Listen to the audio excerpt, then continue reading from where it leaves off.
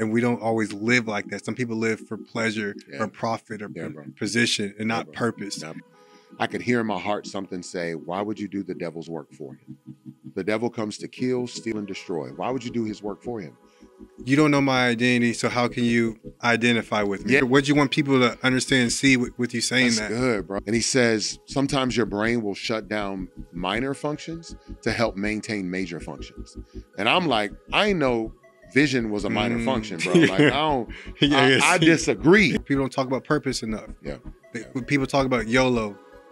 You only live once. People talk about living the moment. People say, do what you feel. Nah. So if there are people who are wanting to be in the music industry, just know who you are going in and don't lose that.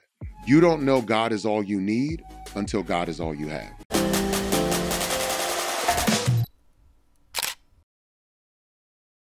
What's up, everybody? Welcome back to another episode of the Purposeful People podcast. My name is Austin Mitchell. Thank you so much for joining us for another episode. This podcast is all about encouraging and equipping all people to live a life full of purpose. And today we're going to do that. We have a special guest today, an episode I'm super excited for. We have a 2-time Grammy Award winning artist. We have a man who's an amazing father. He's a rapper. He's a public speaker, getting into acting more. When I found out yesterday, hearing him speak, he's also a comedian. My new friend and bro, Tedashii. What's up? What's happening, Austin? What's up? Thank you so much for joining us today, man. Bro, I'm honored to be here, bro. Yeah, I'm excited to be here. As I said before, I'm excited for this interview. Appreciate it, man. You know, anywhere where I can go be purposeful. I like that. Try to plug it. Yeah, you plug it. There you go. Look, there you go. I love it, man. Thank you. Okay, so hop right into it. Tell me about yourself. Who is Tedashii?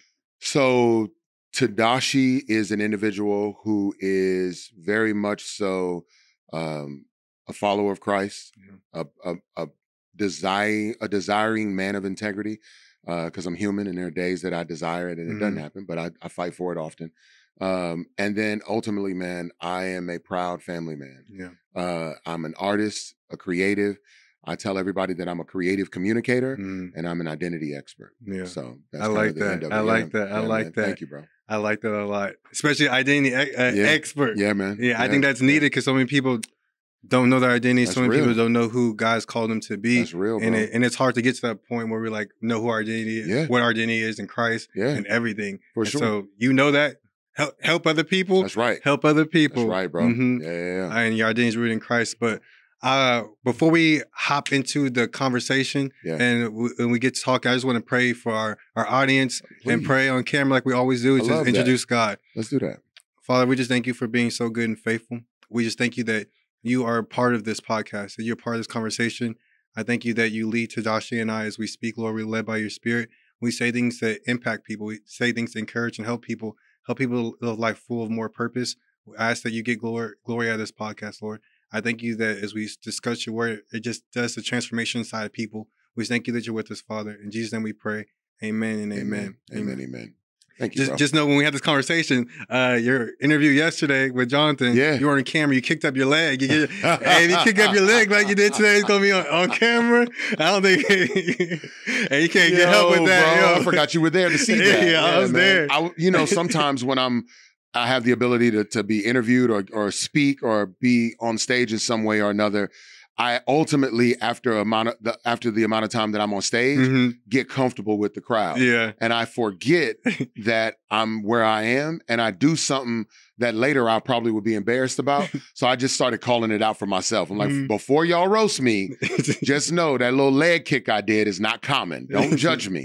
Because people would probably throw it online. And then I'm like, that's the thing that people that go viral or people meme. And it's like, of course, I'm not, of course, at that moment, it's like, of course you're not excited about the music. You're excited about the leg kick I did. Like, so it's weird. But anyway, I appreciate it. So no leg kicks here. No leg kicks. Disappointing some people. Just maybe a curtsy when we're done. No, I'm just playing. But with the conversation, I want to just give an anchor scripture for this conversation. Let's do it, bro. And we're just going to let it flow from that scripture and go just where the Holy Spirit leads, whether we hop on that verse or whether we just talk about other things. Yeah. But the verse I want to use is Psalm 73:26. Yeah. My flesh and my heart may fail, but God is the strength of my heart, my portion forever. My portion forever. And I love that verse because it says, my flesh may fail, my heart may fail, but God is the strength of my heart. my portion forever. And so with that, what does that verse mean to you? And in your life, how has God been your strength when your heart may fail, like our hearts do, or when our flesh may fail? Yeah, man, that's a beautiful verse. Wow. Well, one, I love how you do this. Like, I love how you bring the scripture in order to launch as well as kind of direct the convo. That's super dope, bro. Honestly, man, I'll start with the latter and go to the former. Okay. Like, I am very much so a person that is aware that he's got me. I think for a long time, I would live that way out of pride or out of confidence in someone else. So say the end of the verse one more time. But God is the strength of my heart and my portion forever. You would say that to me in life, especially younger me. You would say that, and I would believe that it's true for you. So I would then, in turn, say that it has to be true for me too then. But it's not that I've genuinely believed it and received it in my heart. What I've done instead is believe the eyewitness account of what you say about your own life, and I would let it be enough there. And what God does, I think, honestly, with anyone, if you look throughout scripture, is that he's not just going to give you these high and lofty ideas. He's going to bring situations into your life so that those things go from being lofty to a part of your very existence. Yeah. So what I mean by that is, you think of Adam and Eve in the garden, just starting that far back. God gives them the command. I love you, and there's real love here, but he gives them a command. You have access to everything. Just don't touch this tree, right? At that moment, the high and lofty idea of who they were to God found a place to be tested, and they didn't pass the test. So who God said he would always be to them became way more real. So in my life, I've gone through so much. I thought just mentally accepting what someone said is true equaled my own version of belief. That's not it. God brought so many tests and trials in my life that I had to really say, do I believe this? Is this really true for me? Like, it's not real until it's been tested. Like, I don't care. Like, I think about, there was a moment where Cat Williams, comedian, was on somebody's show, Shannon Sharp show, and he was like, I can run a 4.40. And everybody was like, Cap, like, hey, bro, that's Cap. And he went out to go, he was in a gym and he did it, right? You saw the run? I saw that. And everybody was like, yo, he did run a 4.4, but the length of the gym is not a 40-yard dash. Like, it's not the same thing. So it was kind of like, yo, we know it's impressive that to be that age and be that fast, but at the same time, you're not doing what you said you was going to do. But he could just say that and put this high and lofty idea in the atmosphere, and we just got to accept it until you get tested. Yeah. And now the proof is in the pudding. We see it. Okay, you didn't really do what you said you was going to do. But you don't lose anything because you did it. Like, way to go. So ultimately, I'm just trying to, I guess, point out the fact that that verse for me really does say God is my portion now. And I believe it because that had to be true for me. Yeah. Before, mentally receiving it was what I thought was enough. But now I know what it's like in my life to have him as my portion. Because you've been tested. I've been tested. Because you don't know God is all you need until God is all you have. Yeah, that's true. Period, bro.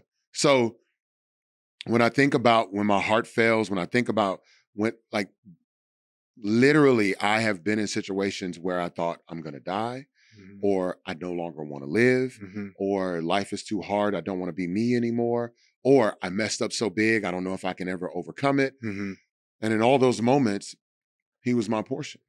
Because those actual moments that I thought would disqualify me or God would reject me, he showed up and showed himself to be true as my portion even more. So I love that you brought that verse out. That's a powerful verse, bro. Yeah, I appreciate that. Appreciate that. I feel like it's true. Like, that's been for my life too. Like, the Lord being my strength when my heart may fail or my flesh fails, like going to God. And like, I love what you said, like, mentally it's in your head, but it wasn't belief. It wasn't belief. And I've like learned, like, and I've said this on other episodes, like, you believe something, but then you actually have to behold something.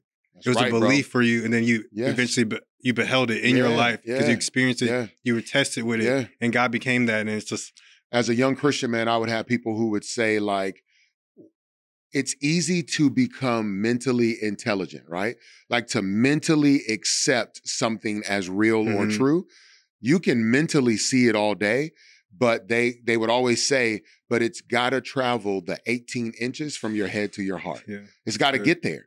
Otherwise, it's just knowledge. Mm-hmm. And knowledge can, as Paul says in Corinthians, it puffs up. It makes Mm-hmm. you proud. So I had a lot of pride, not like sinful arrogance, Mm-hmm. but a lot of pride in my God. Like, my God is the best God. Sure, he is. Now, do I know that for myself? No. Mm-hmm. I know that because I've been taught that. Mm-hmm. So God is going to make your faith real for you. Yeah. He's not going to let you, he loves you too much to let what you say you believe just continue to be a belief and not be beheld. Yeah. So he's going to push you. That's good. He's going to grow you. Mm-hmm. And ultimately what ends up happening is you come out on the other side better. You come out on the other side different. So I believe that, man. And you get a different perspective of who God is. Very like much you so. said. Very much. I'm and telling you, bro. And who you are to God. That's Like it. said, And who you are to God. God. Man, you don't know he all you need until he's all you have, bro. Mm-hmm. And then you get a different perspective entirely of God. And now you're like, yo, I honestly thought you was going to leave me hanging. Or I honestly thought you was going to hate me. Yeah. And neither were true. Yeah. You just love me. And it's amazing too how he shows us that even when we do what we deem is right, and even when we're wrong, you're like, God, you didn't leave me or forsake me, like the word says. Listen, you didn't leave me or forsake me, and that's true. That's real, bro. And you talked about how your faith has been tested in many different ways. Yeah, man. How you thought about if you want to live or not, different things. Yeah. Where are some things that's happened in your life that was like, my faith is being tested? God, why'd you put me through this? Why did this happen to me? Why me? I mean, how long you got, bro? Like, how long is the episode? That's what I'm like, yo, Andrew, we got 3 hours, bro? Like, what's up? Like, but for real, there are a few things that stand out. So one of the first things that stands out for me, this is not in an order of like greatest struggle to least or nothing like that, but one of the first things that stands out to me, to be honest, is the moment that I thought that I was gonna lose everything. I was on tour, and while on tour, we were at the last show in Orlando, and we get ready to go on stage as a group. Every artist had their own individual set, and then it was time for all of us to go out for this big group set. And as I get ready to go on stage, it's pitch black, and I ended up tripping over something that was on the floor, and I fall forward to catch myself, and I ended up falling and slamming my forehead into a metal pole. The pole the giant metal pole that held up the screen, I fell and my head slammed into it. And I remember hitting my head on it and screaming like, ah! And I ended up falling. I hit my head on the pole, boom. And as I hit my head on the pole, I bounce back, and then I just keep falling. And when I fall, the pole is held up by this giant metal base on wheels. So I slammed my face into the pole. So I ended up lacerating my forehead, and I ended up lacerating the part under my eye. I needed 9 stitches under my eye, 12 stitches in my forehead. The doctor at the emergency room, first, it's really bad. I'm about to pass out, a whole 9. Ambulance comes, take me to the hospital. Ultimately, I thought, this is it for me. Like, I'm going to pass out. I'm going to be gone. The doctor's like, no, you're going to be fine. We're going to medicate, stitch you up. You're going to go home tonight. He said, but you got to promise me you're going to be on bed rest for 6 weeks at least. And I was like, I can do that. So I go home. I'm on bed rest, but I'm in tremendous pain, bro. But the worst of it, besides the pain, I ended up with a severe concussion. In this moment, I'm having a thought of gratitude, though, because the doctor said, if you'd have fell a little more forward, you'd have knocked all your teeth out. He said, but if you'd have fell a little further backward, you'd have knocked your eye out. He was like, so just God must have really been with you for you to fall this way. So I kind of go, okay, God, well, you didn't bring major harm to me physically. So what was the purpose in this? Like, what are you doing? And I'm trying to pray and think through it and figure it out. And nothing really showed up in the moment. So I was like, whatever. But later, I fast forward, the severe concussion won't go away. Yeah. It's 8 weeks, 9 weeks. The concussion's still there. If I get in a car and it moves, I get vertigo. If I do get up too quick, I fall down. I can't walk for real. I get dizzy. I can't handle loud noises or bright lights. Everything hurts. So I'm in tremendous pain. At around 8 weeks, the hearing goes out in my left ear. Then the hearing goes out in my right ear. Then I went left to my right. Sorry, I'm smarter than that. But anyway, I know what you know what I mean. Yeah. But anyway, all the hearing goes away, and then my right eye is blurry, and eventually I can barely see. and my left eye is blurry, but I can see better.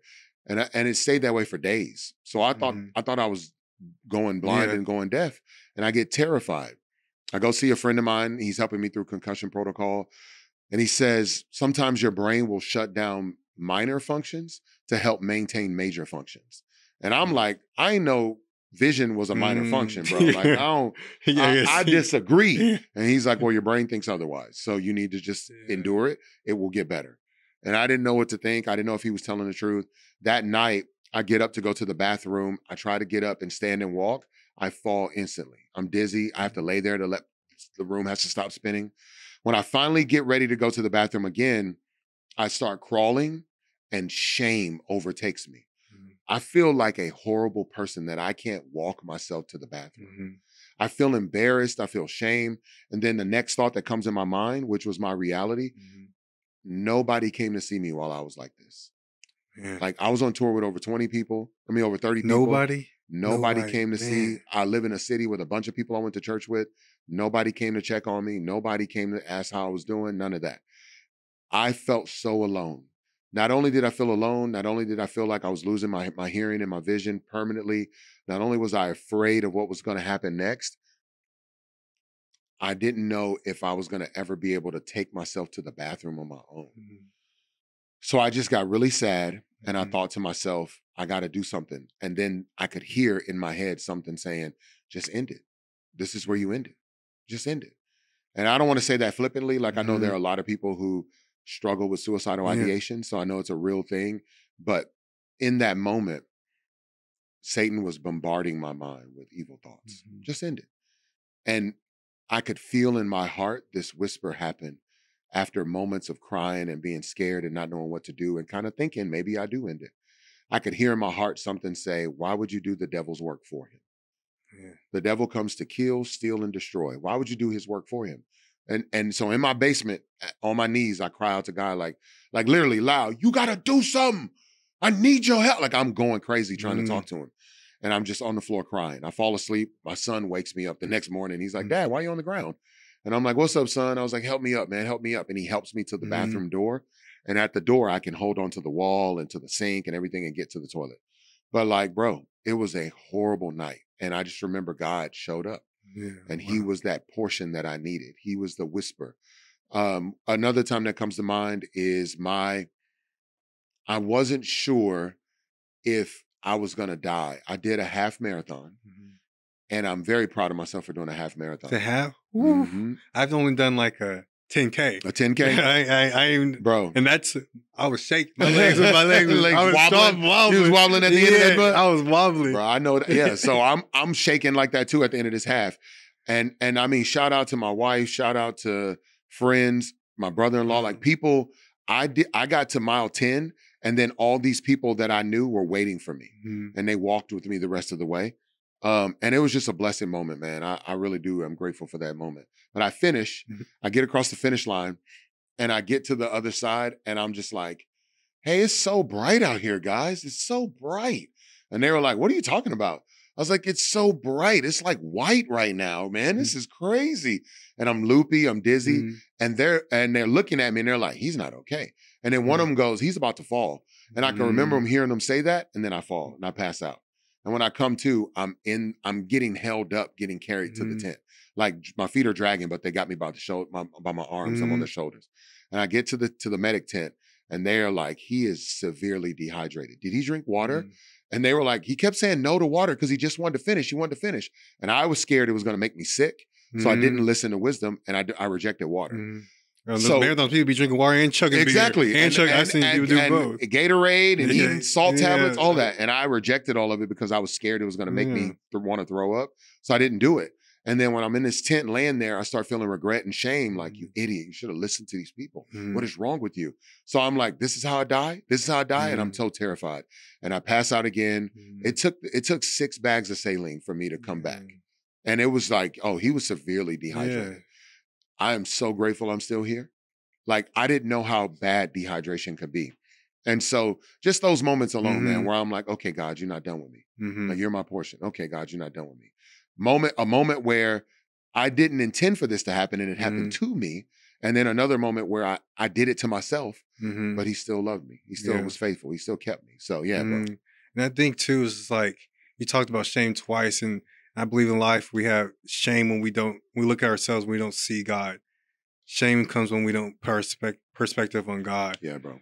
And it's hard, and we all have different things we've done that we're shameful for and we struggle with. So for you in those moments of shame, how do you get out of that mindset of like, man, I'm not shameful anymore? Yeah. Like, how do you get out of that? So doing the work to overcome shame is just that, it's work. Yeah. I think a lot of times people assume that when life gets better, things will get better. And that's not true. Yeah. Things just go dormant. They just get quiet. Good moments make bad things sound quiet. Bad moments make bad things get louder. So you got to do the work. So the work that I did, one, my therapist. So I'm to anybody watching and listening to this. If you have never been to therapy before, find a therapist. Like, get a good counselor to talk to. And finding a good counselor is like finding a good partner. Like, you're not just going, you might not get it right the first time. Like, you might have to be honest and go, I don't really feel like I want to talk to this person, or this person is kind of a little aggressive for me, or this person, I don't think they're really going to try to help me, hold me accountable. I think you got to find the right person for you. Yeah. It took 3 or 4 therapists before I found the right one, but she saved my life. I love her. I think she's an amazing human, woman of God. I love her. I'm like, I never met her in person. I mean, I'm sorry. I met her. We met in person before COVID. COVID was virtual. But I've never hung out with her outside of the meetings. But I just think she's a phenomenal human. She saved my life, bro. So you got to do the work. Yeah. Another thing that I did besides therapy was to do the work. There's a Christian psychiatrist. His name is Kurt Thompson. That's his name. C-U-R-T Thompson. Kurt Thompson wrote a book called, he has one book called The Soul of Shame. He has another book called The Anatomy of the Soul. Soul of Shame is a book all about the premise of the book. There's 2 main premises of the book. One, Satan, in his opinion, uses shame as the primary means to ruin people's lives. Shame will bring you harm like never before. Shame will keep you quiet when you need to speak up. Shame will keep you hiding when you need to show yourself. Shame will keep you being loud to hide and try to mask what you're really dealing with. Shame will make you think the people who love you don't love you. Shame will ruin you. So the Soul of Shame says shame is what Satan uses the most. So the thing to combat shame is the story you tell yourself. We all have a story we say to ourselves about ourselves and about others, about life, about the world. One common narrative or story that we tell ourselves, when traffic doesn't go our way, we think everybody's against us, or that they're doing it on purpose, or that they're in our way because they're a sucky human and driver. What a horrible driver. It's like, I don't know what that person's doing in that car. I don't know what text they just got or what thing the kid did in the back seat. I don't know what they just heard and they're rushing to get to. I don't know. So to assume that every person on the road is in your way is arrogance. It's ego. But shame will reinforce that narrative. And then if you're rushing to get somewhere, shame is working on both sides. Shame is telling you that you're a horrible person for running late. Shame is also telling you if you're late, you don't mean anything to them. They're not going to be happy about you being late. Like, all these things are happening. So shame forces you to speed, to rush. But now fear shows up and says, well, you're going to get a ticket. You might want to slow down. Then the ego shows up and says, whatever, I don't care about a ticket. I got to get there. All these things play a part. And so Dr. Kurt Thompson would say, it's about the story that you tell yourself. So what's the story you saying in your mind? You got to change the narrative. So yeah, that's good. Those 2 things, bro. Look, you can write a book on shame with what you just said listen, right there. No, it's all, I'm telling you, you just got to do the work. Yeah. Not to say that flippantly or, but the work is hard. That's the thing. I think that's why most people feel a certain way or stay in shame, is because it's work. Yeah. It's hard. It's like you said, getting outside of yourself and going to a source that's above you. That's right. And seeing things from a different perspective. A lot of people, in my opinion, stay in shame because they're unaware it's shame. Genuinely. There is a way that we talk to ourselves so commonly that it's become second nature. And we just think that's the way it's supposed to be. Shame has become, in unhealthy moments, if you live with them long enough, unhealth looks like normal. Unhealth looks like real. So unhealth becomes your standard of normal. So if that's your standard of normal, you don't even think I should be looking for something different because it's normal. Yeah, that's so and true. because in society, so many people deal with shame, it feels even more normative than it should be. So it's normal for me to do this to myself all the time. So clearly it's normal. It's normative in society for other people to do it. So clearly it's normal, and unhealth becomes the standard. But you have to change the narrative, bro. So I'm like, okay, no, what's the truth? So there's a pastor in LA. He's written a book. He's written different books. And I'm drawing a blank on his name. I'll remember it for sure. But anyway, he has a book where he talks about the definition of truth. In his understanding, the definition of truth is reality. That's the simplest definition he can give us about truth. John Mark Comer. Have you heard of him? Yes. John Mark Comer wrote a book, and I'll find the name for it, but he pastors a church in California. He wrote this book. And it's not the book about eliminating hurry, but it was something else. The lies we tell ourselves, some other book, but he talks about the definition of truth being what is reality.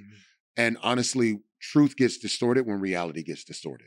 So you got to look and go, what's real in the earth? What's reality right now? Reality for me, like I could have came in, there would have been a time I walked in here with shame because they're going to judge my hair. They're going to judge my body. They're going to judge how big I am. They're going to judge how I sound. They're going to judge. Like I used to be insecure about my voice being so deep. I'd be like, oh man, I sound like a dummy. I don't want to sound dumb. I know you today. You didn't walk here with no shame. You came in here matching. Y'all wearing the same shorts. Yo, both wearing black shorts. Y'all came in looking like twins. So Andrew, the shade real over here. Yeah, I'm just saying. He came in. The shade is real. He came in here with John no. I'm talking to Andrew now. I'm talking to Andrew now. I'm not talking to you no more, no Austin. shame. Austin gonna call us out because me and my homie came in here matching in black shorts and black shirts, unintentionally matching.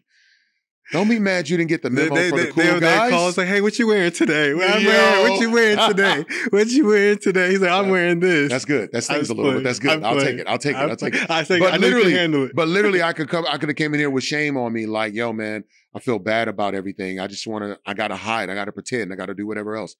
But I've learned that thing is not real. That's not all those potential realities. They're not real reality. They're just made up things in my mind that aren't real reality. And again, that's not to be insensitive to people that deal with shame or anxiety or fear, but it's a real thing to say, just for a moment, what if you thought what was real in the earth was what you need to pay attention to, instead of what you thought might be real in the earth? Like Austin didn't judge me. Why would I think I never met Austin? Why would I naturally assume he's going to judge me? It's because I have been judged, and and my protective mode says, just assume everybody's going to judge you. It's a lazy attempt at being mature. It's a lazy attempt at being healed. And you say with shame, you say me or I. Shame is pride. And that's what we don't realize. Like when someone's very shameful, it could be about something that's real. But like you said, it's not seeing what is true. And you can't see what is true because of pride. And I think that's why a lot of us, or I know why we walk in shame, because we walk in pride. And we all deal with pride at some level. And it's just, go ahead. Shame to me is the gateway into the other things you're mentioning. Shame is, if shame is allowed in, it opens the door for all these other things, because those other things become the tools you use to protect yourself in the feelings of shame. But if I come in free, in liberty, knowing that I'm fully loved, reality is I'm fully loved, fully accepted by God. Reality is you invited me here, and none of that was to shame me. Reality is, if I go somewhere and I feel a certain way, that has more to do with me than it does you. So I got to do the work to fix that. But if I don't do the work, then I start using the tools of fear, ego, manipulation. I start using the tools of like sadness through insecurity, like all those things show up, bro. So I think shame is a wicked and evil thing. And I pray that more people would become aware of it and how it's affecting them. And here's what we tend to do, I think. And I know this is not what you're talking about specifically, but most of us live our Christian life on the defensive. We live with this idea of got to keep sin away, got to keep sin away. And if your whole entire life is lived based on what you can't do and the fear of what will happen consequentially if you do it, like judgment, punishment, rejection, if that's all you live like, you live safe. You will never know what true freedom is. Yeah. And shame gets to come in. Mm-hmm. But if you can say, nah, I'm free today. I don't have to be fearful, worrisome, doubtful. I just get to exist in the reality of who God says I am, to him and to other people. One of my favorite verses in life right now, and so much so that I got this tattoo of a crown on my arm. But like it's Psalm 8, 4 and 5. For man made God, well, it says, who is man that you're mindful of him, the son of man that you would care? For God made man a little lower than the angels and crowned him with honor and glory. And in the Hebrew, the word man is really mankind. All of God's creation who are mankind. We were made in such a way that there is a crown of glory and honor on us as we are in an elevated position that's only a little lower than the heavenly beings. That's who we are. Yeah. And Satan would love to use shame to blind us from those things and use the imaginary scenarios of what other people may say or think to keep us constantly on the defensive. And if you're spending the whole day steadily pushing things away, you got no room to just open up and receive. Yeah. So yeah, bro. And that makes you just have another thought about getting past shame, like you talk about. It's like knowing who you are in Christ, knowing what your identity is. Yeah. You say that verse tells you how God views you and your identity. Yeah, bro. And I want you a song lyric came to my mind when you said that. One of your song lyrics. Oh, word. Okay. It is, you don't know my identity, so how can you identify with me? Yeah, bro. I heard that. I was just like, dang, that's true. Yeah, man. So what's your, I don't know if you remember writing, of course, I remember writing that lyric, but like, what was your headspace? What did you want people to understand and see with you saying that? That's good, bro. So that lyric is from a song I did recently called Safe to Be Me, Safe to Be Me. And it's a song featuring Jordan Sparks. And it's a song about what it means for me as I grew up as a biracial kid in the South. I'm a biracial heritage. My mom is African-American, and my dad is Polynesian. He's Samoan. And so growing up in the South in Texas, I didn't know what a Samoan was. We didn't have any Polynesians. And it was black, white, Hispanic. That's all it was. So I didn't know what a Polynesian was. I looked different than everybody else. And I felt like for many years that I didn't fit in anywhere. So and people would be like, oh man, look at you. What are you, bro? And honestly, honest to God, growing up, I feel like Andrew right now, like growing up in the South, Andrew's over there like, Aaron's already shedding tears. Like, I understand. He's shedding tears. I understand. He gets me.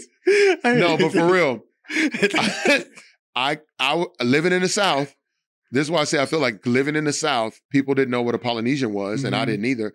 And if you were mixed in the South, if you was biracial, it was only two options for me as a black kid.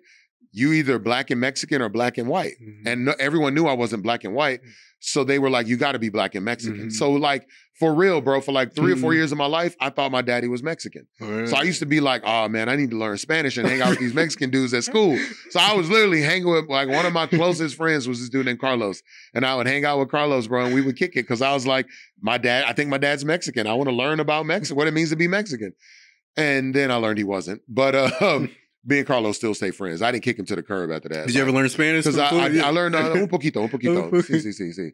Not enough to impress anybody, but enough to pass Spanish 1 and 2. So I was fine with it. Bro.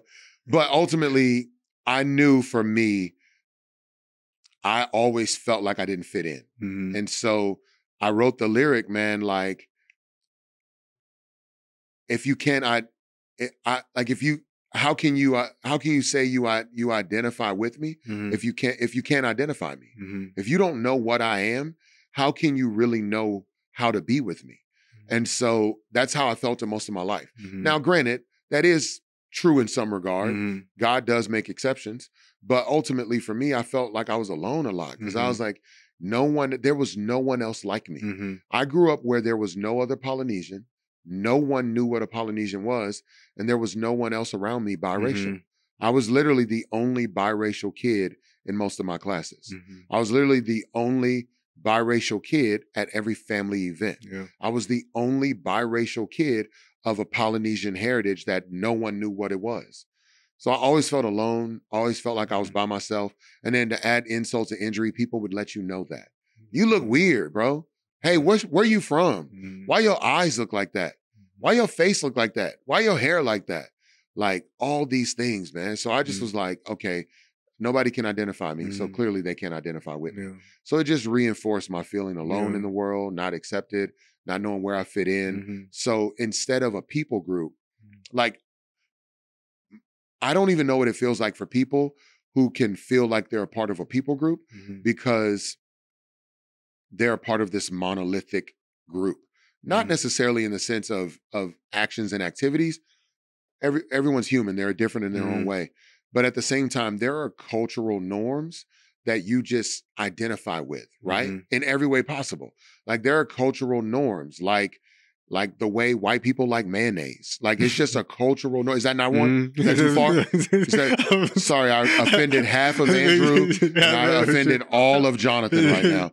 The way that you okay, back? You okay, back? You okay? You okay, bro? Like that's what I was told. That's what I was told growing up. That was a stereotype. But it was also a stereotype like, well, all black people can run fast. And it's like, I can't. Like, it's like, what? But it's like ultimately there was these cultural norms that everybody just identified with. Like, honestly, it's not necessarily a cultural norm. It's probably still a stereotype. But most of my white friends, they play golf with their dads. I ain't had that. I ain't seen no black people on the links. Like that wasn't a thing happening. But like I would be on the football field because that's where I saw all the black kids. So I was like, oh, I'm gonna play football then. And I would go play football. And eventually I realized I wasn't gonna have cultural norms that I could identify with. I was gonna have a faction of people that I could identify with. So football became my family. Everybody on my team became my family. Yeah. There's this old movie with this, actually, I watching the movie, I didn't know it at the time, but the dude was Samoan. He was the center. And basically it was like, yo, just like that. And so there's an old movie with a Polynesian football player, same kind of story with this movie, The Blind Side, with the kid, Sandra Bullock movie. Like ultimately, it's like, are you going to protect the quarterback? Are you going to protect your family? And I was like, yeah, I'm going to protect my family and I'm going to go hurt theirs. So football taught me to be that way. And I was like, this is my family. Like we ride together out here. So instead of having a real bloodline to feel like I was a part of, the faction of football, the faction of sports, like that became my family. Let me ask you this.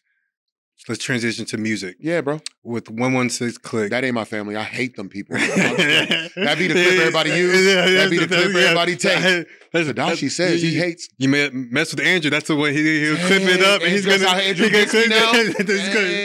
use that word. He's gonna say, "Wow, guys, if you watch this, it's Andrew's fault. It's not my fault. I didn't say that. No, I'm just playing." But with that, when you started rapping with them, living with them, getting to know them, did you feel like you identify with them? Did that feel like family? So. Very much so, bro. Again, it wasn't a people group that I felt like I could fully identify with. Now, granted, I grew up in Texas with my mom. My mom raised me. My mom is a black woman from the South. I definitely identify with a lot of cultural norms in blackness. Nevertheless, there's still a part of me, not like genetically a part of me, emotionally, mentally, there's a part of me that feels like I never fully fit. I was always going to stand out in some way. So it felt weird.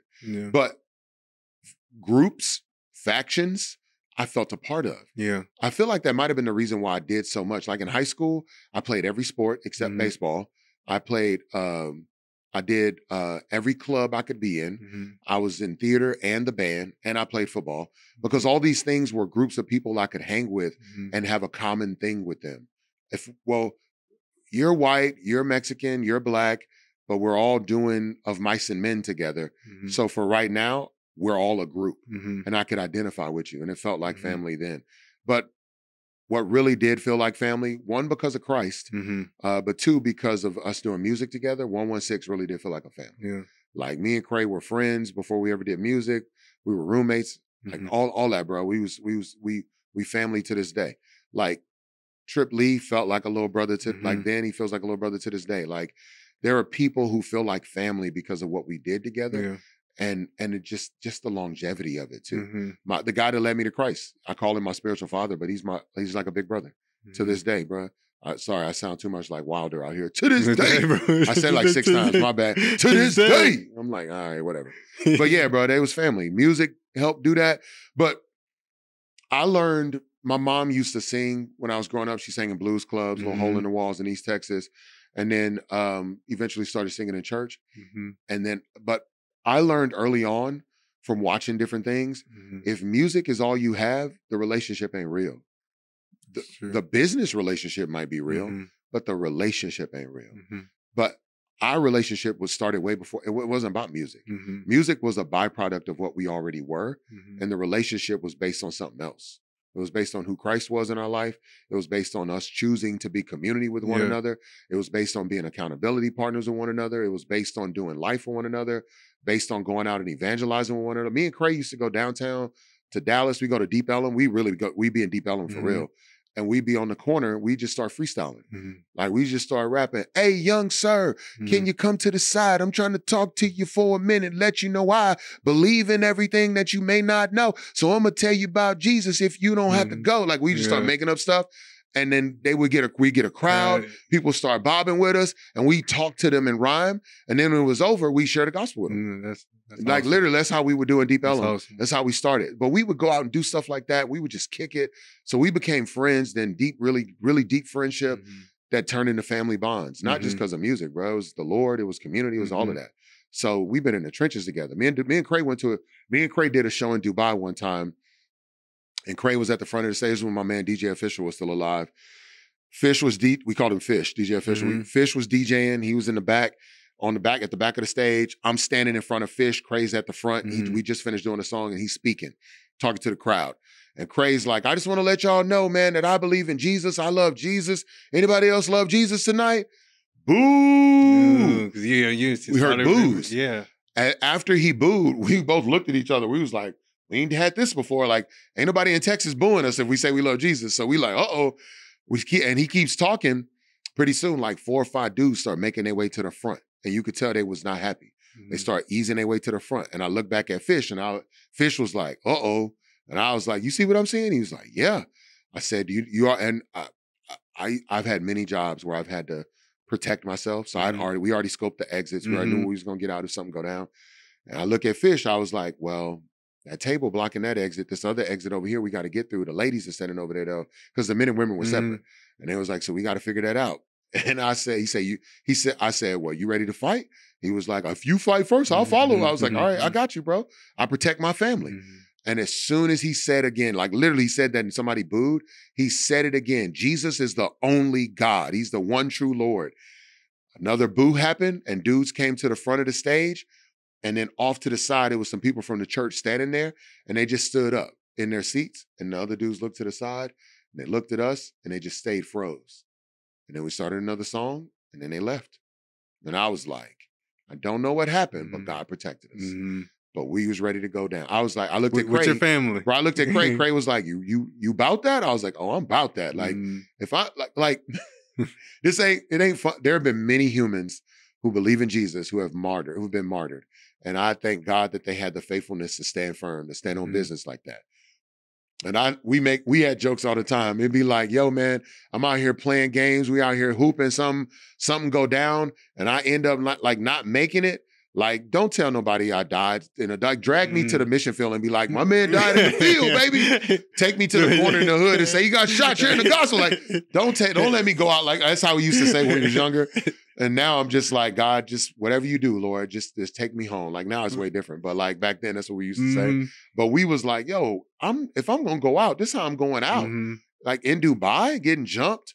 Like, I'm down to rock for Jesus like this. So all that to say, bro, it's just, they was family from the jump, bro. And I wasn't going to ever deny because I grew up learning to have family and factions. And it's great talking about your family. I think, too, being around a great community, great family, it's easy to be bolder for Jesus.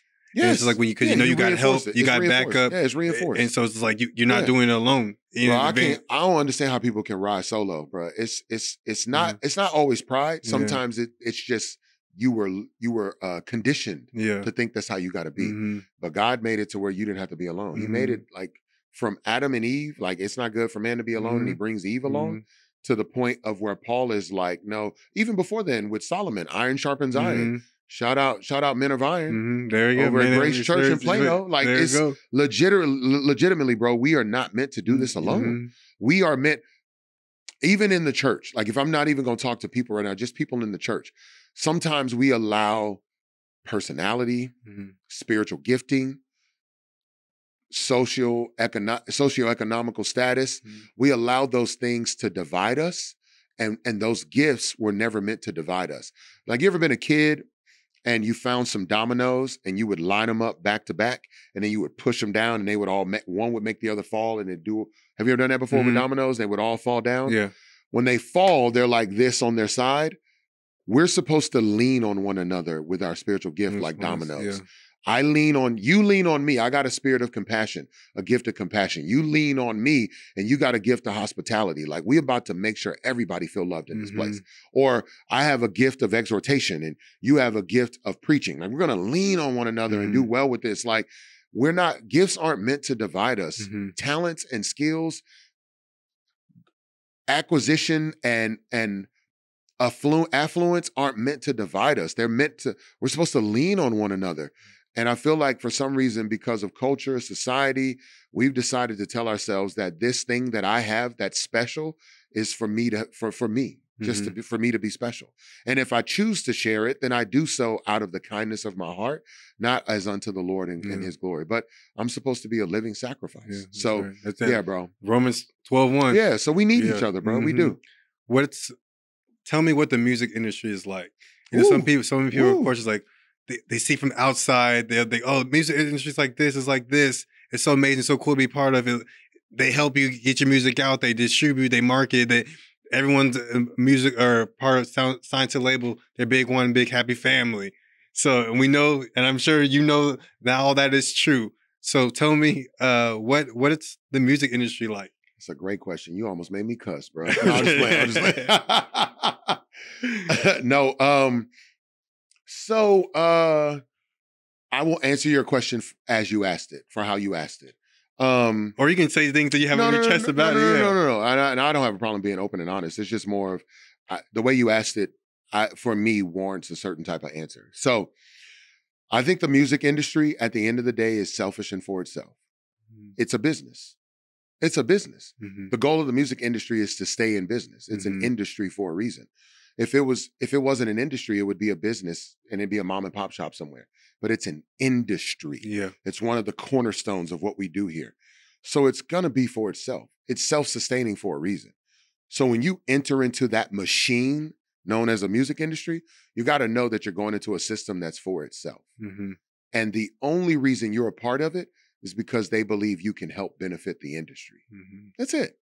Maybe now you may be picked to be a part of a corner of that industry, and they believe that you can benefit that corner or that market, but it's a business. You're the product, or what you create is the product. Yeah. That's it.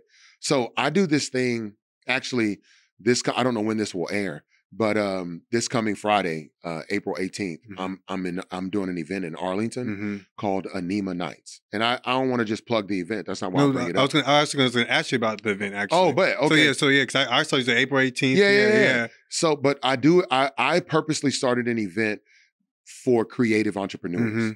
There are people who are creatives who are I'm one of them. I am not entrepreneurial first. I'm creative first. Yeah. So going on the street corner rapping in Deep Ellum was like super dope to me. I was like, this is what I want to do, bro. This is like, it's tough to be honest. I love it. But now I got to create a product and it's got to go to the market. And I got to hope that it does well in the marketplace, in competition with everyone else doing the same thing, in the larger grand scheme of things with everyone else putting out music now across genres and platforms. It's an industry, and I got to play that. I got to know my role within it. And at the same time, I got to hold on to who I am within it. So that's how I think I would answer that. The music business is tough. It can be shady, but that's in any industry. Yeah. But it can also be a beautiful thing. So if there are people who are wanting to be in the music industry, just know who you are going in and don't lose that. Yeah. So I say two things, because the industry is made up of more than artists. Yeah. You know, there's managers, and there's booking agents, and there's label execs, and there are distribution companies, and there are streaming platforms. There's all kind of parts to management. And also, before you continue, industry. I just want to say, man, I commend you because you've lasted in the industry. Wow, thank you, bro. Before you continue, I just want to acknowledge that because it's like it's a hard industry, tough industry to be part of, and they'll quickest they bring you in, they bring some people and they'll spit them out even quicker. You literally lasted. So I just want to, before you continue, I just want to just acknowledge that because you've lasted, and that shows. Thank you, bro. And I believe because God's honoring you because you're honoring Him. Amen. So I just want, before you continue, I just want to let you know. Thank you, bro. That means a lot. Thank you for real. I'm grateful for the career I've had and am still having. I have a song that's coming out that I'm working on. I played it for my boy Jonathan earlier. He came in the studio. The first thing he said we talked about was your song. Oh yeah, he's like, you gotta hear it. He's like, you gotta hear it. I just know God's not through with me yet, bro. Yeah. He's not, bro. And that's in every aspect of life. He's not through with me. And so in the industry, I know that I have the ability, the talent, and the passion and the desire to be there. And my role in the industry is different. When I was younger, it was different. It's different now. But truly, the same thing is still real. I still have like by God's grace, the talent and the skill set to be able to do good music. But even more than that, I still have something to say. Yeah. So like the day that I suck as an artist or I don't have anything else to say, whether both happen at the same time or one happens before the other, I probably would do something else. Like I'm not here to like this is not the moment where in pride, I just hang around because I deserve it. I'm like, nah, I'll get out the way. But I do know I still have something to say, and not by my own words, by the words of other people, like Jonathan, who's here, or by people at the label in Atlanta, Cray, other people. They're like, "You good at this, bro? You still good at this?" So I'm like, "Yeah, keep doing it, keep going." Are you still having fun with it? I am, bro, and I'm having more fun now than I've had in a long time, long time, bro. So it's super fun. It's one of these moments too where it's like the industry is real. There are industry things that I have to endure. There are moments where the label is going to look out for its best interest before my own. And they're not evil for doing that. It's a business. And at the same time, as a businessman, I get to go in and communicate what I think is fair and good. And I get to stand up for myself. But you got to know who you are going into it. And the other thing is you got to know where you're going before you go into it. There's a lot of people, I learned a long time ago from older Christians and just older men in general, live with the end in mind. Now, for some people, they hear that and they think very morbidly, like always be thinking about death. How do you want to? How do you want your life to end? No. What is the end goal of what you're doing for this podcast? For Purposeful Productions, what's the end goal here? What are we doing? What's our mission and vision? Sure, but what's the end goal? In a year from now, what do I want to see happening? God, and when it's all done, when we close the doors on this podcast at some point, what would I have hoped has happened? So that I can pursue that now and reverse engineer to get there. I love you saying that, living with the end in mind. And if I define purpose, I define it in many different ways. Number one, pursuing God's presence. Now, I think that's number one. That you can't live a life full of purpose if you're not seeking God and not being His presence. But like you said, living with the end in mind, that requires you to live life full of purpose. That's with God in mind. Like, where are you going to go for eternity? That's right. And we don't always live like that. Some people live for pleasure or profit or position and not purpose. Not purpose. And so purpose, I would say, is living with the end in mind, knowing, am I going to live my best life to honor God, to love people, to serve people, and to do that. But so many people don't. But I love you saying that. Let me ask you this question. What is a question that you wish more people asked you? Ooh. How are you doing, and mean it? Like legitimately.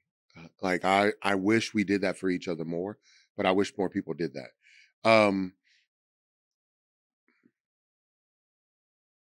Some of it is to be fair to people, or to give people, like, to be fair to them.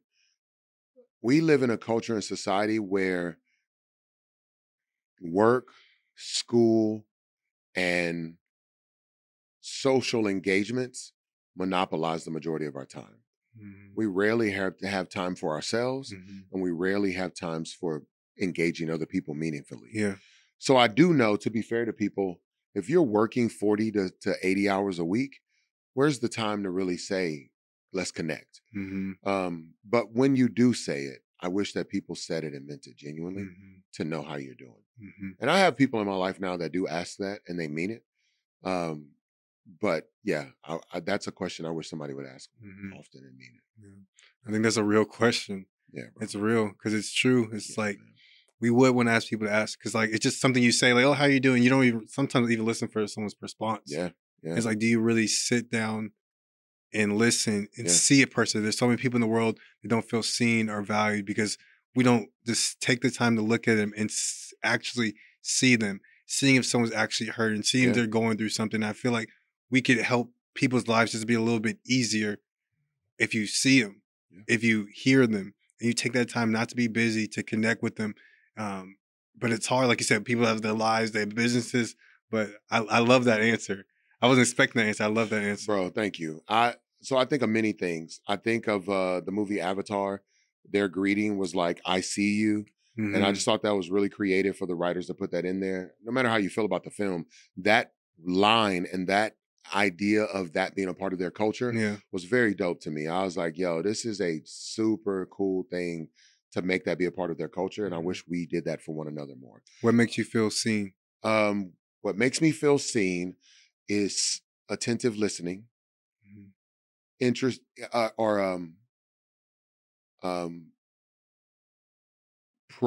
probing or investigative questions that come from a sincere place, and someone showing kindness after considering who I am. I can show up all day with a ton of gifts. And if you say, man, this is great.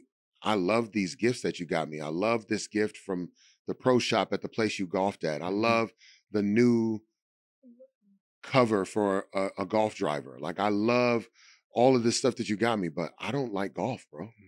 And I'm like, oh, I hear you, bro. Okay, cool. And the next time I see you, now I got something to dig out the divot. And then now I got another marker for the ball when you putt. And you're like, why do you keep getting me golf gifts? I mean, after a while, no matter how nice of a person I am to do it, it's not going to resonate with you because you're not being seen or heard. But if I can, you're like, yo, I am a humongous, giant Blues Clues fan. And I just want Blues Clues everything. And it's like, yo, I got you. And I show up and give you all the Blues Clues stuff that I got. And every time I see you, I got a Blues Clues bell or a Blues Clues shot glass. I hope they don't make shot glasses. That was a random example. But anyway, I hope they don't have Blues Clues shot glasses. Actually, in Austin, they might. But like seriously, if I show up and get you the thing that I can identify with and you feel seen, now it's a great gift. It's a great thing. It's a great gesture. So that type of stuff, bro. I just I want people to see me and go, I've thought through you long enough to know you really enjoy. Like one of my homeboys said, if you know Tedashii, you know that he's bougie and you know he likes being pampered. And I'm like, yes, very much so.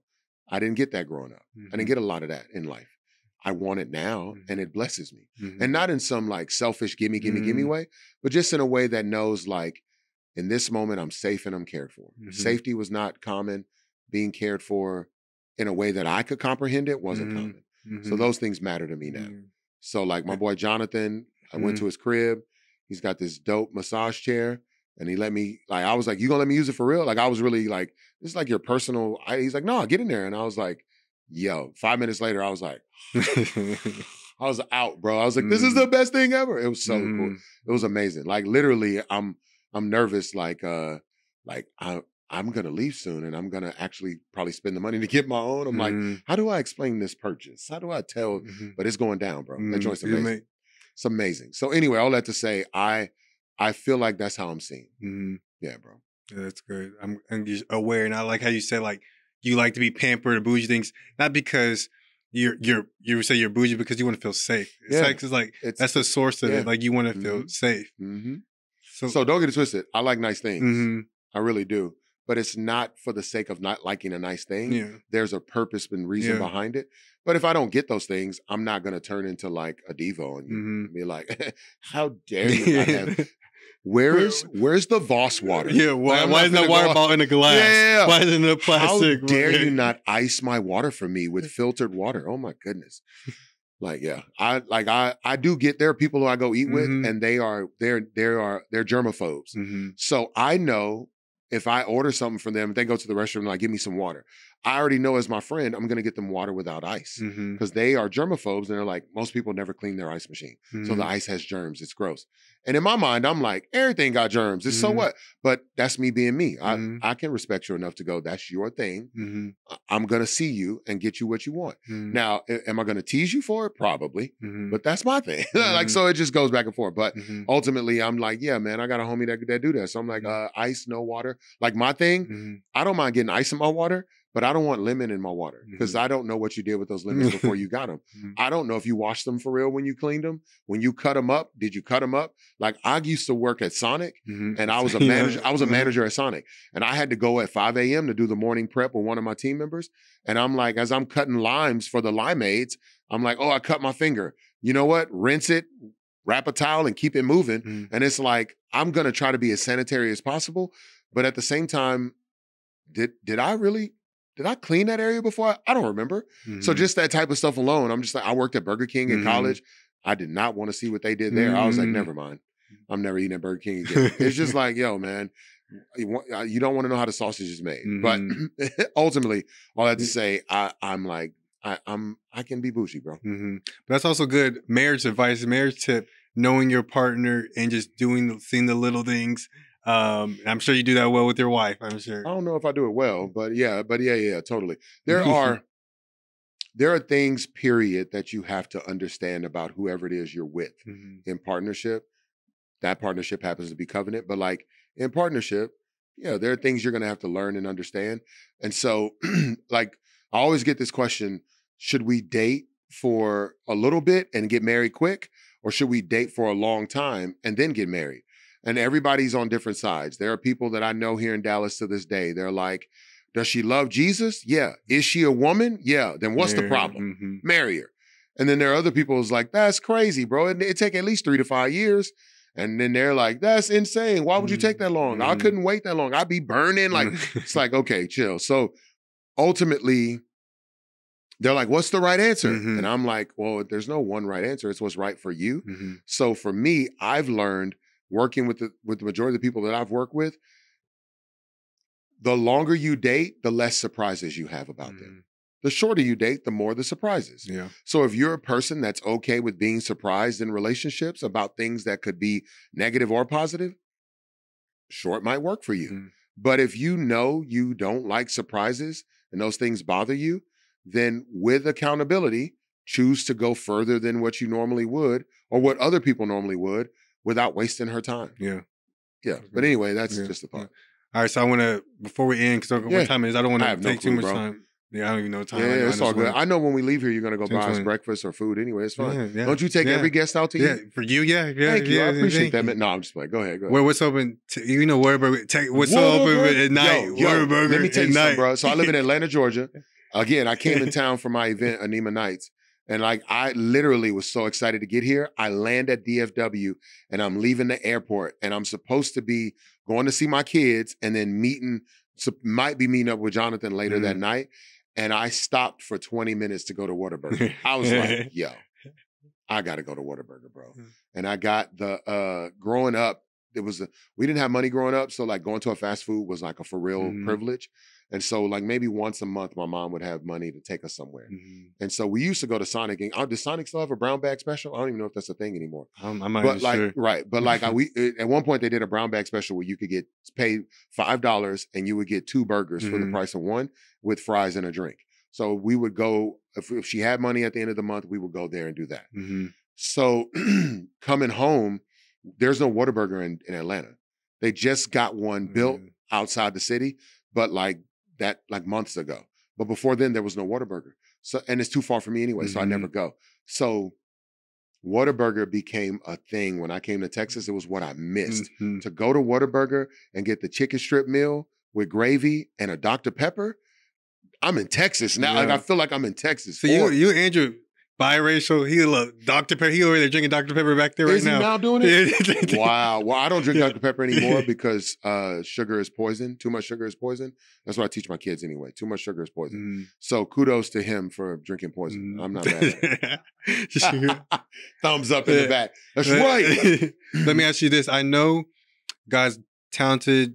He's giving you so many talents and gifts. And I know you're wanting to get, I listened to some of your past conversations, interviews. Yeah. You're wanting to get in more acting. Yeah, bro. So tell me about that journey of acting on stage or in film and also voice acting. Tell me how that's been and tell me where, like you talk about knowing where you want to go. Where do you want to go with that, man? So that's a great question. Thank you, bro. You did your homework. Look at you. The way Jonathan did his research on you. I know you be Jonathan back up. People are like, they know, if you want to know who Jonathan is, look at previous episodes because he was on there. He did a great job. So look at previous episodes. Jonathan was on there. Because they're probably like, who's Jonathan? If you haven't seen Jonathan killed his interview. But like I said, he knew his research. I appreciate that. He did his research. I sure, I could judge and just be like, well, it shows you're a professional, whatever. I'm just more like shocked. Like, you know that? Like, that's super cool. So I know you don't like coffee. You don't like coffee. I don't like coffee. I don't do drugs. I don't do drugs. Not anymore. I'm like, nah, coffee's a drug. Why would I want it? Plus, it don't taste good. I've never had it, so I don't even know. I've never had coffee. I tried so hard to get into coffee. Most people who drink coffee just like sugar. Because they're like, oh, can I get a tall mocha frap latte with extra sweat and double shot? It's like, no, I'm good. But I don't really like the taste, so I don't do it. But with acting, I've always like I did theater in high school. I when I had my little hiatus from college after getting injured with football, I did theater in Houston. I did theater in college again. And so I love acting. But everyone most of my life would be like, you should do voiceovers. You should do voiceovers. You should do voiceovers, your voice. And I honestly grew up not liking my voice. So I've learned over the years to talk at this range, at this level, this register, because this register is two things. One, this is really true of my life. One, talking in this register, it makes me, people hear me, I think. They listen more. But two, I learned when I go into places with a deep voice, big black man, strong, deep voice, women would clutch their purses. And I was like, I don't want to be that guy. And they made me feel that. Now, really, that's their problem. But younger me, insecure me would be nervous and be like, I got to change myself so no one feels nervous around me. But ultimately, people would say your voice is great. Now, I grew up hating my voice for so many reasons. Like even normally when I'm at home, I'm talking like this. Like I talk low. I'm like, what y'all doing? What's going on? We're talking low. But when I talk this low, especially when I get lower, like even right now, the sides of my head are vibrating. Like when I go and I make that sound, my eyes are vibrating. Like you're shaking. So I don't talk that low because it's annoying. I'm like, I don't want to keep having my head shake and all that. But God's given me this voice. And so I was like, you know what? I'll try voiceover. Let's see what's happening. So during the pandemic, I took virtual classes from a studio in LA. I did 3 classes with them, and I did 3 classes at a studio in Atlanta in person. And eventually I got picked up by an agent and I started doing voice acting. Voice acting is literally that. It is acting. It is your voice, acting with your voice. It's one of those things where I always respect the craft, whatever I'm doing. I want to be a better cook. I respect the craft. I'm not just going to think because I can throw down on some soul food that I'm a chef. So I'm like, nah, let me go respect the craft. I'm going to sit with a chef. I got a homeboy in Atlanta, Nico. He a chef. I'm like, Nico, show me some stuff, bro. And he like, I got you, bro. You dude from St. Louis. He like, I got you, bro. Don't worry. So he's showing me how to do certain stuff. I'm asking for pointers. I watch one of my favorite YouTube channels. There's a joint called Binging with Babish. Babish is the chef. Blew up on YouTube during the pandemic. And he's phenomenal. I love the show The Bear. I watched The Bear. And the guy who started that show is a guy named Matty Matheson. He's a chef from Canada. Watch his YouTube channel. I knew about him before the show came out. Like, I want to take it serious. So with acting, I'm like, I'm going to take it serious. So I got the voice acting first. I've read for different things. Probably one of the coolest things that I've done being here in Dallas now. Last year when the Rangers went to the World Series, they had to play in the ACLS game against Houston, and I was the voiceover for the commercial for that game. And so it was one of the coolest things ever for me, bro. but like I've read for other stuff too. I've done spots for the Hawks. Mm-hmm. I've done spots for different brands, different commercials. I read in Germany. I read for a toy. I'm the voice of a toy. I don't even know how to find it, but I did the voice for it. And so, yeah, and this was the voice here. I did the voice for it, and I was like, hello, kids, how are you today? So that was the voice for that. But then I have other voices that I do, and I can do an old mama voice, baby. I'm going to be welcome, baby. You want to go to church today, baby? Come on, sugar, let's go to church. Like, I got all these voices that I can do. But the main thing is doing spots for commercials. I read for a Ford commercial. You are Ford tough. And it's just like, yeah, Is it fun learning a new craft? And very much so. I'm a creative all day. I'm a creative communicator. So I love doing that type of stuff. But I also want to do on camera work. Recently I got to be in a movie. I'm an extra, but I had some significant parts and significant scenes. And I think I'm going to make the final cut. But Mercy Me did a movie on their story called I Can Only Imagine. And now they're doing part 2. I Can Only Imagine 2 is coming out soon, and I'm in that. So I'm just working my way slowly but surely into the acting. I do public speaking as well. I love speaking and teaching in church for sure, but I've done corporate keynotes. I've taught at schools before and spoke there. So yeah, I just love it. Growing up in Texas, when I got into college, all my family are educators, and when I got into college, I knew I wanted to teach at some point. So I started substitute teaching pretty soon. Subbing got me into classrooms, and I got hired on as a teacher's aide. When I got my degree and graduated in Denton, there was a school there that was like, yo, you could get it. You have your degree now. We want you to get emergency certified so you can teach here and work with the special needs kids. Cause I knew how to do, my mom was a special needs kids for years, a special needs educator for years with kids. So I just did the work with her and learned. And so, yeah, I did all that work for years. I want to honor the craft. I love doing what I do, but teaching is a big deal. So, like being a creative, again, most creatives can do a ton of things. And because they can, it's hard to focus on one thing. But American business says, focus on one thing and do that one thing and then do another thing. And yes, to an extent, that is true. I will say that is true. But I've been able to kind of do a bunch of things at once creatively, and I do okay with it. But that's why I'm doing Anima Nights. Anima is the Latin word for soul, essence, or being. And so every creative creates from the essence of who they are, their soul. And so Anima Nights is my opportunity to educate creatives. So I'm pumped about it. You're doing that. Yeah, bro, I'm hyped about it. So if you're free, please come. It's this Friday, the 18th in Arlington. If you're around, please show up. If you got a friend that's mixed with white and Mexican, you can bring him. They're welcome. So, but bring him. But no, I'm doing the event, man, and I just want to encourage creatives on how to be better entrepreneurs. And excuse me, I got some people speaking that are doing it.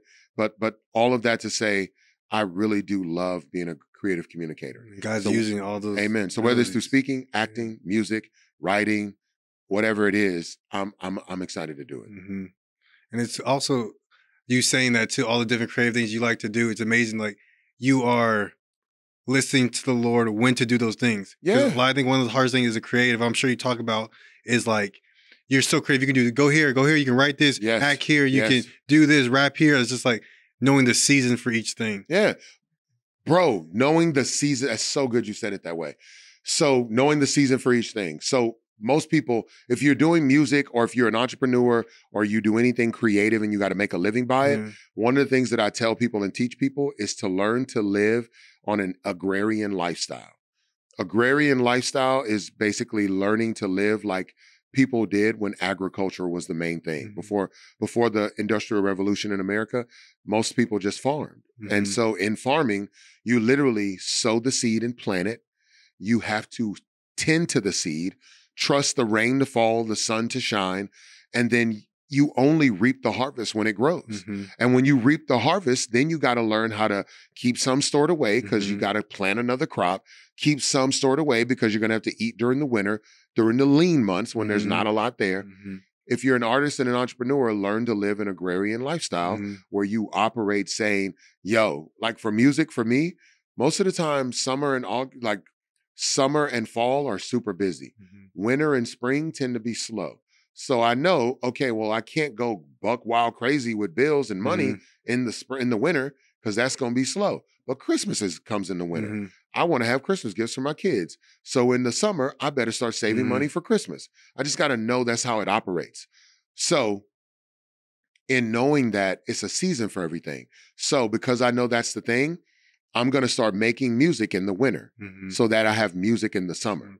So I know in quarter four of the whatever year of 2025, I got to start making new music. So by quarter three, I have into quarter two, going into quarter three, I got all the music I want. Yeah. And so I got to live that way. I got to know what the season is. But because I know I got to make music in quarter four, it's not the season to go try to do a bunch of acting. It's the season to do music.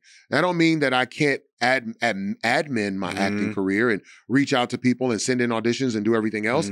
But to fully focus on it, I got to wait till the springtime when after I get done making all the music. Now the spring, I can audition and more and focus on, I can take a part. I can be in a theatrical moment. I can go to, but now the summer is here and I got to play that kind of wisely because I know in the summer it's going to be too busy. I can't go make new music easily or readily. I can, but not as readily as I once could. So I got to shift my thinking. But just that alone, learn to live with an agrarian lifestyle, like when it comes to being an entrepreneur and a creative. Because there are seasons and sometimes they're going to be better than others. Yeah. So yeah, bro, I've learned that, like you said, I can't do everything all at once. I got to know there's a season, a right season for it. And knowing when God's telling you to go. When God's telling you to put this on pause aside. No, that's exactly it. All right, quick questions before and then I got a couple bigger questions, but these are speed questions. Yeah, let's do it. One word answers. Let's go. Favorite food? Macaroni and cheese. Macaroni and cheese. Artists that you have not worked with that you want to work with? Bono. Okay. Movie genre you would want to act in?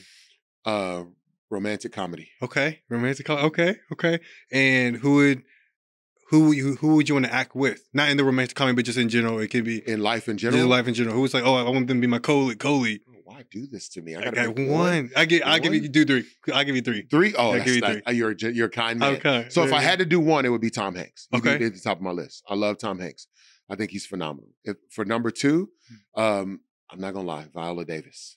I just watched a movie with her today. What was it? Her new one, G20. Oh yeah. I got to watch that. I haven't seen it yet. It was good. So it was good. Viola Davis and Denzel Washington did a film adaptation of the stage play Fences.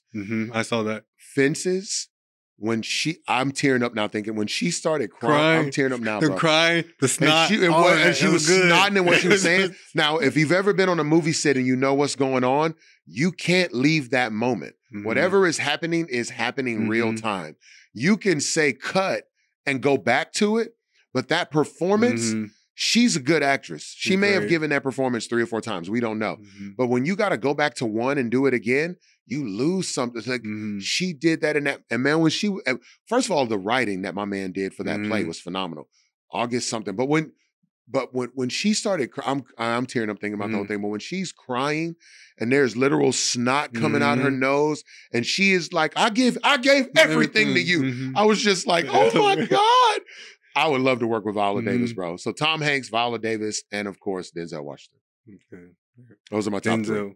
Those are my top three. And getting Denzel and Viola Davis in one movie, it would be insane. It would be insane. Now, if I had to have an honorable mention for a fourth, I'm not going to lie. It's probably weird, but it would be a tie between Jack Black and Adam Sandler. Okay. Bro. And Jack Black just had his movie come out. I think a Minecraft movie. Yeah, he did. Yeah. And then Andy Samberg would be up in my fifth, probably. They're just all great actors in my opinion. Yeah. Terry Crews would probably be on my list too. But yeah, they're just all great actors, bro. I love how they do what they do. Yeah. Those are great options. Bro, but Tom Hanks and Viola Davis are my top two right now. Yeah, man. I like Tom Hanks too. He's good. Okay.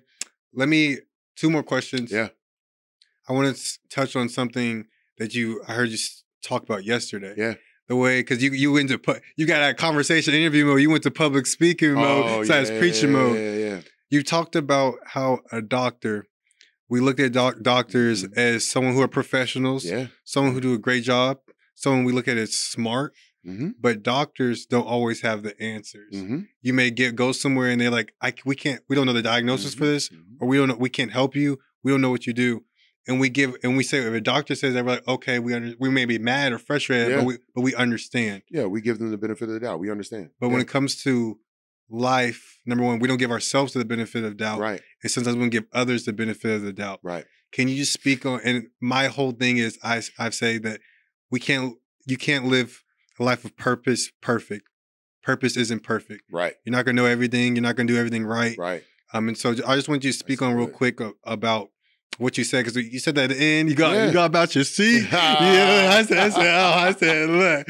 You said, you looked at Jonathan and said, I'm the captain now. He said, I'm the captain now. I did, bro. I made us go 10 minutes over time. He said, I'm the captain. I felt bad. It was like, yo, I did like, I did. I was like Kanye at the Grammys. Hold on, I'm gonna let you finish. But Beyonce had the best video. Like I did. I went there. So what I was saying was like, man, oftentimes we find ourselves in positions where we feel the stress and strain of having to get it right all the time. Yeah. And people, whether it's because of the family you come from, or like I know many of people, women and men, who are perfectionists and they think they got to get it right every time. I know people that think God is so serious and mean that if you don't get it right, that he's instantly going to cut you off. And they're not realizing love is the motivation for why we serve. Yeah. Why we try to fight to stay faithful. We end up putting ourselves in places. So my thought was like, look, bro, if doctors, it's called the medical profession, but it's really called the medical practice. And the word practice comes from this Latin word that means continual doing. If doctors can do the medical practice and not get it right and realize they're just practicing, every day they are tremendously educated and informed individuals trying something out. Now, because of research and testing, they kind of can do the thing they're doing with confidence. But it's still not a perfect science. It's not going to always be perfect. It's practice. And if they can practice medicine, literally the word is practice. If they can practice medicine, why can't you be okay to just practice life and just give yourself the freedom to say, I can get genuinely super educated about life, super informed. I can get super compassionate and understanding, and then go do this thing and try to just get it right. And when I don't understand, I'm putting practice in. I'm trying to get better at it.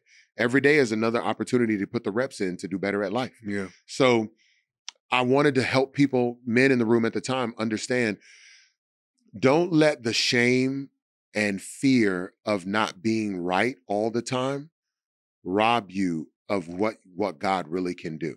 I say it a lot where I live. I tell people all the time, don't worry. People worry more about rightness than righteousness. I want to be right more than I want to be righteous. Good. I want to look right before I look righteous. And I'm like, yo, man, let that go. Like, because God already cleansed you and made you new, your righteousness is secure. What you really are referring to is not righteousness, it's faithfulness. And faithfulness happens through trial and error, through continual work. James says, count it all joy when you fall into various temptations and trials. So it's already a given that we're going to fall into those things. It's already a given that they're going to happen. So count it all joy. That's a moment of you choosing faithfulness. And sometimes we struggle with that. Are we always faithful to count to find joy in the midst of hardship, trials, and tribulations? No. But we give ourselves excuses in those moments. But there are other moments that we won't. Man, I showed up late to work again. I'm a loser. No, you got to learn to be more responsible. It's trial and error. Now, granted, there's going to be a consequence, but we think consequences mean that we should be, that a consequence means that we lost value. It's not true. You didn't lose value, you didn't lose righteousness. In God's economy, when he says he's going to chastise you or prune you, that's to get you better. That's to cut away the things that aren't good for you. It's the same thing in life. I made a mistake. I was late. I messed up. Okay, I'm suffering some consequences for this, but I do know these consequences are for my good. I'm going to get better at it next time. So when I show up again, I'm going to be on time. Yeah. It's life. So if doctors who are world-renowned, held in high regard, paid millions of dollars to do what they do, can just be practicing, why can't you? So yeah, bro, that's my thought. I like that. I love that thought. Appreciate it, that. It was great. I said, I know the thought was gonna be good. Like you said, you stood up. I said, appreciate it, bro. And I want to end with this, and I end this with all my guests on the show. How are you living life full of purpose? Ooh, that's good, bro. Well, I don't want to be like everybody else, so I'm not gonna answer it. How about that? No, I believe God created me to be a creative communicator. I think that's my purpose in life, sincerely. I believe that I'm a creative communicator. It's not enough that I just go be creative off on my own somewhere. I never was feeling fulfilled doing that. It was never enough just to go out and try to help people understand things. I was never fully fulfilled with that. Like, I love what I call light bulb moments. I mean, I guess we all call it that. But like, I did college ministry for almost a decade. I loved when I would go on campus. College is always funny to me, right? As a Christian, you go on campus to share the gospel. So this is a nugget for people who share the gospel, do college ministry, love evangelism. College students, to me, are some of the easiest people to talk to about God because they're broke and they're hungry all the time. So I would always say, hey, man, I'd love to get to know you a little more. I'd be like, what's your name, bro? I'm Austin. Good to meet you, Austin. What you doing in college today? What's your major? Well, you know, man, I'm a psych major. Oh, that's good, man. So you over in such and such building. Yeah, that's what's up, man. I say, yo, well, I'm a dude that loves to talk to people about God and just get to know them. I don't know if it's cool with you or not, but would you be okay if I took you to dinner? I mean, took you to lunch, sorry. You cool if like you meet me in the Union and we go, I buy you Chick-fil-A and we talk? Every time. Yeah, bro, I'm down. Love a free meal, cool to talk. Or I got a survey I want to do. You cool if we do a survey? Yeah, what is it about? I just want to learn about your experience in college, man. I want to hear more about it. Cool. So how about this? If you do my survey, I'll buy you a Chick-fil-A sandwich. Down, let's go do it. And then I would do the survey, and my survey would lead into talking to them about Jesus. But ultimately, I knew that they're hungry, and I knew that they were hungry and they were broke, and I knew also that they really probably had nobody to talk to. It's not always the case, but more often than not. So I would engage them and talk with them. And what I learned was college was a place of irony. College is the place where people show up acting like they know everything and they got it all together while they're paying thousands of dollars to be taught something they don't know. The irony of that blows my mind. So you want to sit here and pretend with me that you know it all and you got it together. But I know the only reason you're here is because you don't know it all. You're not even smart enough to see that. So it was so wild to me, bro. And I'm like, yo, well, I'm gonna help you understand some things. And when I would talk to them about life, but even more so the gospel, it would click for them. And the light bulb would go off and they'd go, oh, and it would click. I'd just be like, those moments gave me so much joy, bro. And then if I could do it in a creative way, like doing it with a survey or with a questionnaire, or like, yo, let me take you to lunch and let me just talk to you. Like, bro, that gave me so much life. And so I knew I was a creative communicator, man. So music is a way for me to be creative. Anema nights, like, so, you know, if you want to bring Andrew, just tell him to go, tell Andrew to go to anemanights.com and he can get signed up there. But like I did that because I was a creative communicator. It gives me the chance to speak, to perform, but also to bring other creatives together to love on them. I knew I was, bro. Communication has always been a two-way street. It's not just me disseminating information. Music, a professor of mine at UNT said it like this: musicality is a two-way highway. It's you sharing the music, but it's also their response to the music that creates musicality. So communication is the same way. I have to say something, you have to listen, and then after you listen, you respond with an informed answer based on your listening. And then now I have to listen. And if you say something and it doesn't sit with what I'm saying, I have to own that maybe as the communicator, maybe I didn't say it the right way. So the onus is on me to go back and communicate it again in a better way. Not to blame you as the person listening to say, well, you need to learn how to listen. No, you communicate it, so do better. If you communicate clearly, they will get it. And if they don't get it, know your audience and change it and communicate better.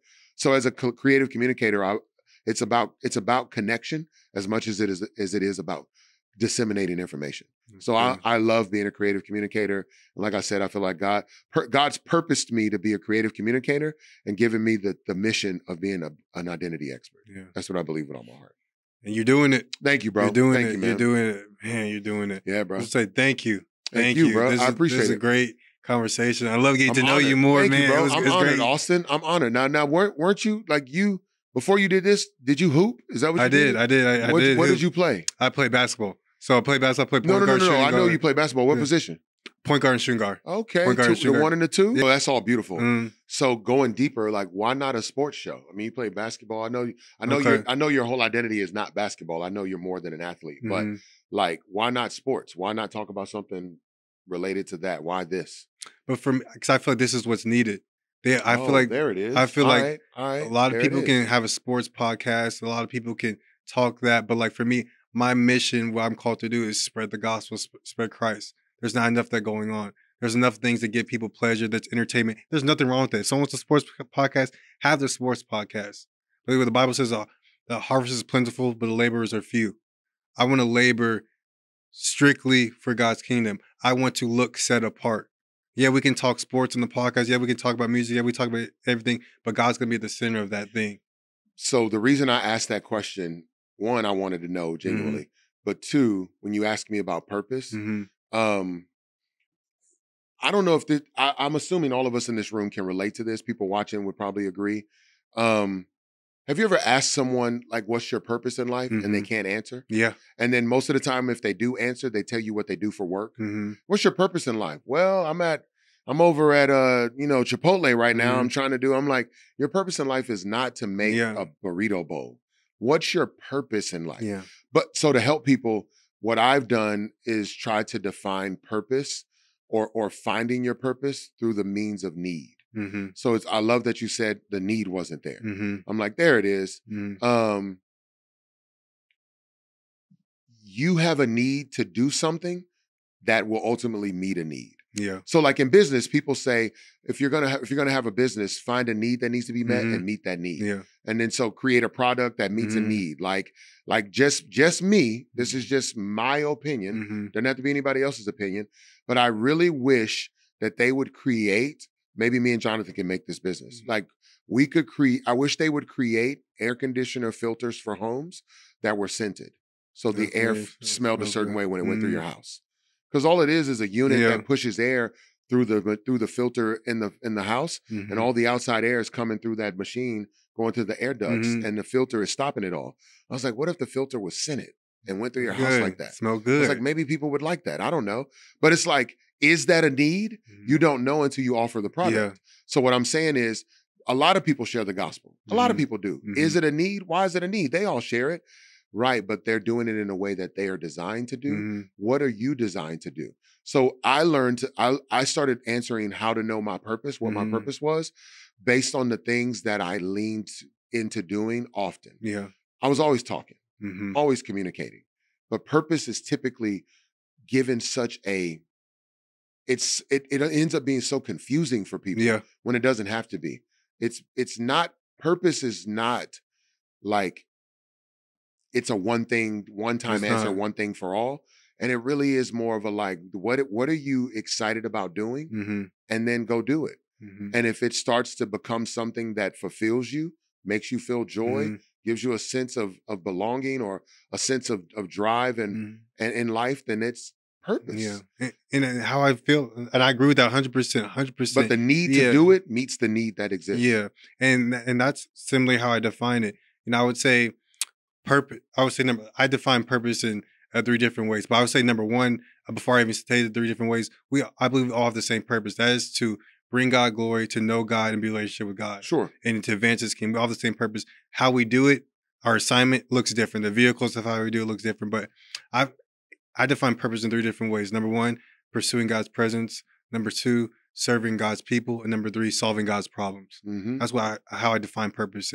And like you said, it's something that it's a need that you're meeting, a problem that you're solving, that you feel like that you have to do, that God's also gifted you and anointed you to do. Yeah. And I think a lot of people don't know how God's called them to live out purpose, like their assignment to live that out. And I love how you said, what problem in the world do you want to solve? What burdens you? What problem do you want to fix? And then also, when you want to fix that problem, how are you using your talents and gifts to fix that problem? Yeah. And God's giving you that. Your need to do it is to meet a need. Yeah. That's like, I need to communicate so deeply that I got to do it. I can't stop doing it. But even as I do, I know it's here to meet a need. Yeah. So yeah, no, I totally agree, bro. Yeah. Yeah. That's well, what great question. need. Great question. I just had to ask back. No, I I appreciate you asking that. Yeah, I appreciate it because that's good. It's bro. a topic. Like I said, why this podcast is a topic people don't talk about purpose enough. Yeah. When people talk about YOLO, you only live once. People talk about living the moment. People say do what you feel. Nah, that's not how life's supposed. That's not how God's called us to live life. Yeah. It's about serving Him. Yeah. We don't think about what happens after this life. Yeah. And if people thought about what happens after this life, they will live differently today. Mm-hmm. They would actually want a relationship with God. They would actually get to know God. They would actually deny themselves. And people don't think about that enough. And that breaks my heart because you have so many people that won't have eternity with Jesus because they're not thinking about purpose. They're not thinking about their life after. They're thinking because they're doing these things, they'll have this life with them. And that's not true. No, that's real. And so, yeah. Sorry, that was bad. We maybe go hold another part 2, whole other set of questions. That's hilarious. So how can our viewers find you? Yeah. If they want to know more. And also, too, please say the website again for Anima Nights and everything, too. So, man, people can find me all on social media. It's just at Tedashii, Tedashii. It's a Japanese name. My mom added an E where an A should have been, so because she hood. But it's Tedashii. You can find me there. My website is tedashiispeaks.com. And then for the event, it's Anima Nights. Anima, like it sounds, Anima.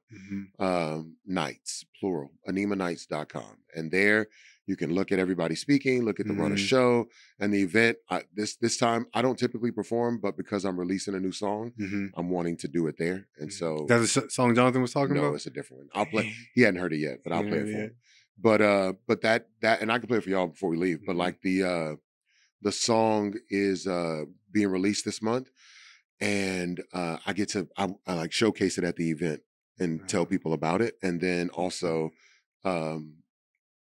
have an opportunity to kind of encourage other people that are creatives to be better entrepreneurs. It's dope. It's just stewardship at the end of the day, but you know it feels daunting. Like I did the work. If you know how to do it, then you really know like it's easy.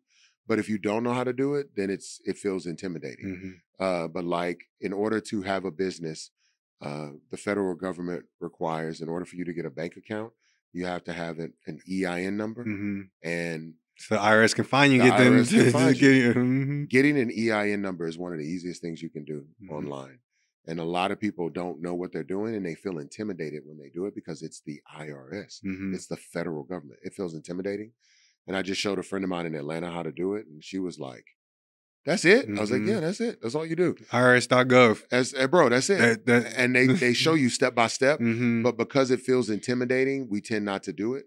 And for most men, if they don't feel like they know how to do it, they won't do it because they don't want to look foolish. And so the ego, the pride, the shame, all of it gets in the way. So yeah, but I just want to show creatives how to be better entrepreneurs and business people. So, and then after the event, for everybody who attended, we'll have free resources to show them how to write a business plan, how to go about finding angel investors, the whole nine. Like, yeah, bro. You're doing it all. I'm trying. So if you know personally, if y'all know any creatives, like tell them to go online and register. So yeah, bro. We'll do that. Yeah, I think it's $40 to register, so we can afford the place and everything else. But yeah, that's it. Yeah, thank you. I'm excited. Yeah, bro. Appreciate you, man. Yeah, of course.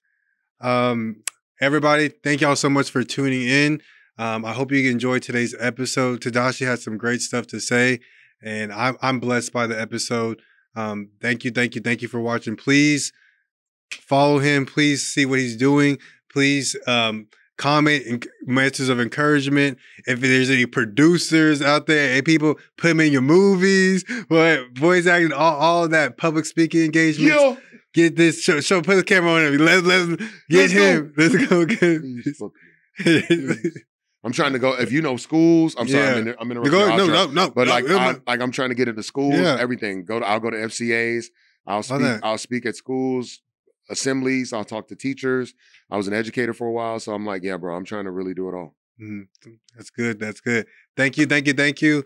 Also, as always, if you if you're in the Dallas area, you want to produce a podcast, go to purposefulproductions.com. We can help you. Come to the studio. There's different sets. And also, if you like the apparel, Purposeful, we're talking about purpose today.